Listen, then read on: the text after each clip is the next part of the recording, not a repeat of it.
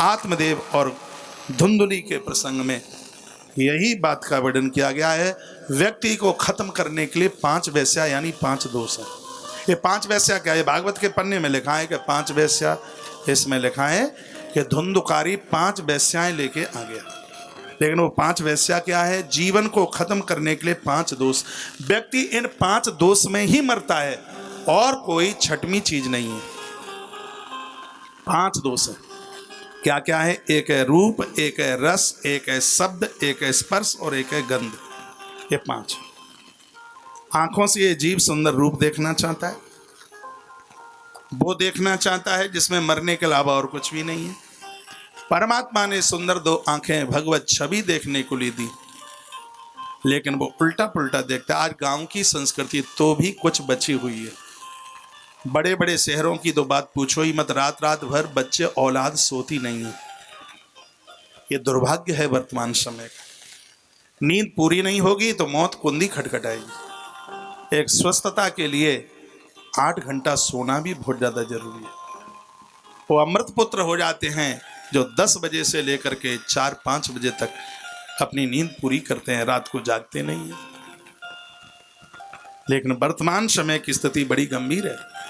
आंखें, मैं एक उपदेश बन करके नहीं, एक संदेश वाहक बन करके बात कर रहा हूँ। आंखें सुबह ही सुबह भगवत दर्शन करें, ये आज युवान को भी चाहिए। आजकल लोग घड़ी देखकर बिस्तर नहीं छोड़ते, मोबाइल देख करके बिस्तर छोड़ते हैं। रात को सोते समय मोबाइल को अपने आप से 3 फीट दूर रखिएगा।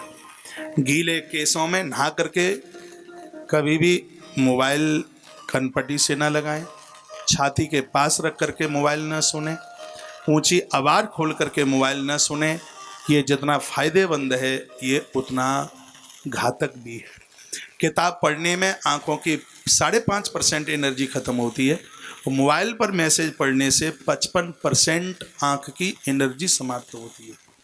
इतना हानिकारक है। ये तो ज़रूरत पड़ने पर ही इसको प्रयोग में लिया जाए। मैं इसको बहुत कम प्रयोग में लेता हूँ। मैं लेता हूँ इसको प्रयोग में। हर चीज़ का अपना एक गुण है तो उसका दोष भी है। सुबह जगते हो आप, टाइम मोबाइल में देखते हो तो उसके ऊपर अच्छी सी छवि कोई देवी देवता की लगाइए। आजकल लोग अपनी घरवाली की छवि लगा लेते हैं, बच्चों की छवि लगा लेते हैं, लैला मजनू की तरह। अरे भैया, उसके ऊपर भगवान की छवि लगाओ। हैं, बेटे को दिन भर वैसे ही देखते रहते हो, सुबह ही सुबह देवकी के बेटे को देख लिया करो, अंजनी के लला को देख लिया करो। लोग सुबह ही हनुमान जी को नहीं देखते, कहते हैं प्रात ले जो नाम हमारा। फिर तो पूरे दिन भूखा ही रहना पड़ेगा। हनुमान जी को सुबह देख लेंगे तो, अरे भैया सुबह सुबह हनुमान जी को देख लोगे तो कलाकंद मिलेगा खाने के लिए। जो महान लोग होते हैं वो अपनी बड़ाई नहीं करते। सुबह ही सुबह भले लोगों को देखो, सुबह ही सुबह आप देवी देवताओं का दर्शन करो। जहाँ आप सोते हैं भगवान की तस्वीरें हों, कुतरिया बिल्लियाँ लटका देते हैं। अरे जहाँ आप रहते हैं वहाँ देवी देवताओं की तस्वीर होनी चाहिए। मोबाइल की स्क्रीन पर भगवान की तस्वीर लगाइए। सुबह ही सुबह अलार्म भगवान का नाम ले। आज विज्ञान का समय है, कोई ऐसा सुंदर सा गोपी गीत लगा दो, कोई कीर्तन लगा दो जिसमें कल्याण है। पूरे दिन झगड़ा ही नहीं करोगे, पूरे दिन आनंद ही आनंद होगा। 10-5 हज़ार का मोबाइल खरीदा है, इसके पैसे तो वसूल करो। इसके तो पैसे तब वसूल होंगे जब उसमें कभी बद्रीनाथ की छवि देख लिया करो, वैष्णो माता की आरती आती है वो देख लिया करो, कोई धाम कोई तीर्थ देख लिया करो। इसमें कल्याण है। बोलो बांके बिहारी लाल की जय। हनुमान जी महाराज की जय। रूप दूसरा है रस, जिह्वा को सुधारो। इस जिह्वा पर वो चीजें ना जावे जिनका भोग भगवान को नहीं लगता। ऐमालों से, नशा पत्ती से जीव को दूर रखो। धन्य है वह लोग जिनको गुटखा खाने का भी शौक नहीं है, चाय भी नहीं पीते। धन्य है वे लोग, उनकी क्या कहूँ, जो भैया लाल परी की बोतल से ही कुल्ला करें। ये पाप नहीं, ये पाप का बाप है। शराबियों की 21 पीढ़ियाँ पूर्वज मोटे मोटे रक्त के आंसुओं से रोते हैं। इस दोष से पूरी दुनिया को मुक्त होकर के जीवन जीना चाहिए। ये पाप नहीं, ये बहुत बड़ा अपराध है। रूप रस, और तीसरा शब्द है, तीसरा है शब्द, ऐसी वाणी बोलिए मन का पाक होए। औरन को शीतल करे है आप हो शीतल हो। शब्द ही ब्रह्म है, शब्द ही गीता को प्रकट कर देता है, सुनिए, और शब्द ही महाभारत का युद्ध पैदा कर देता है। गारी देतन पाव है शोभा। भैया भले लोग गारी देते हुए अच्छे नहीं लगते, ये लखनलाल ने भगवान परशुराम को ये बात कही थी। गारी देतन पावत शोभा, अच्छे लोग गालियां देते हुए अच्छे नहीं लगते, लेकिन उनका भी दुर्भाग्य है जो घर में बहुओं को गालियां देते हैं, पुत्र वधू को गाली देते हैं, बेटियों को गाली देते हैं। उनसे चाहे जिसको गाली दिलवा लो। मैंने पढ़ा है दिन में आपने 100 गौदान किए हों, यदि पुत्र वधू को गाली दे दी 100 गौदान का पुण्य उसी समय छीण हो जाएगा, क्योंकि पुत्र वधू को कन्या कहा है। 4 कन्या हैं, उसमें पुत्र वधू का भी नाम आता है, उसमें अनुज वधू का भी नाम आता है, उसमें बेटी का भी नाम आता है, और उसमें कन्या का भी नाम आता है। तो पुण्य क्षीण हो जाएंगे, खत्म हो जाएंगे। लेकिन वो लोग कैसे हैं जो इन मर्यादाओं का उल्लंघन किए हुए बैठे, फिर कहते हैं हम बड़े तकलीफ में हैं, ईश्वर के यहाँ देर है, ईश्वर के यहाँ अंधेर नहीं है। मैं एक बार फिर कहूँगा, ये सब बातें मैं उपदेशक बन करके नहीं, मैं एक संदेशक बन करके ये चर्चा आपसे प्रमाणित करके बात कर रहा हूँ।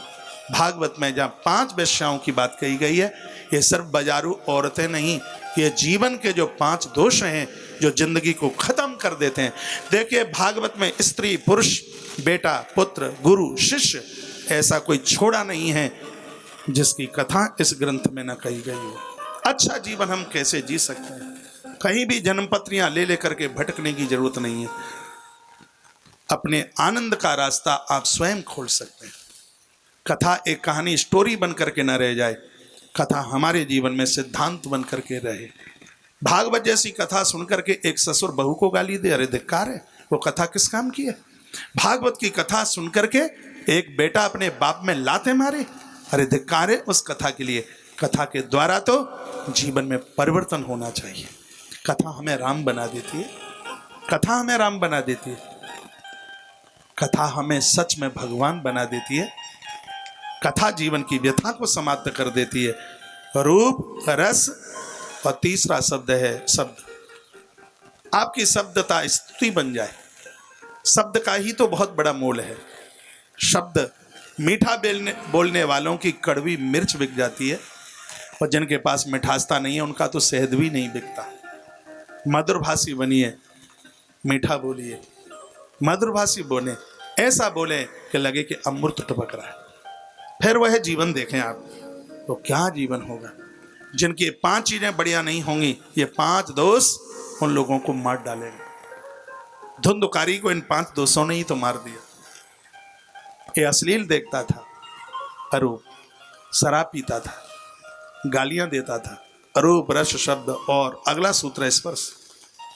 छूने में बहुत अपराध हो जाते हैं। किसी को छुए तो लगे माँ, बहन, बेटी, भाई को छुआ है। तो एक अजामिल की कथा आती है भागवत में, आगे आप सुनेंगे। अजामिल, वो चलते समय उसने छू ही तो लिया था एक स्त्री को, जीवन चौपट हो गया।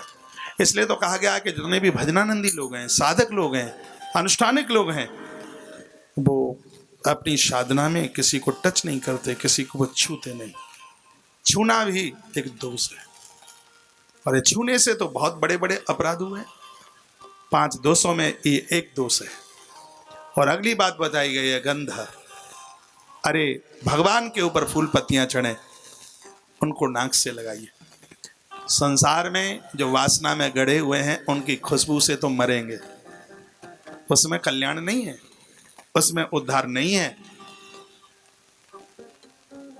जनानी के मुख का पाउडर जिनको बढ़िया लगता है उनको मरने की ही तैयारी है। सुगंधी स्त्री के मुख के ऊपर लगे हुए पाउडर की खुशबू नहीं, खुशबू तो परमात्मा के ऊपर चढ़ी हुई तुलसी में से, फूल में से आएगी, और खुशबू तो हमारे चरित्र में से आएगी। चरित्र में से जो खुशबू आती है वो तो खुशबू कहीं है ही नहीं। तो ये बताया है, इंद्रियों की ये दुर्गंधी व्यक्ति को खत्म कर देगी, किसी भी प्रकार का नहीं रहने देगी। धन्यवाद करूँगा भागवत के प्रोधाधार भगवान वेद व्यास के लिए, जिन्होंने जगत कल्याण के लिए ऐसी भागवत की रचना करी।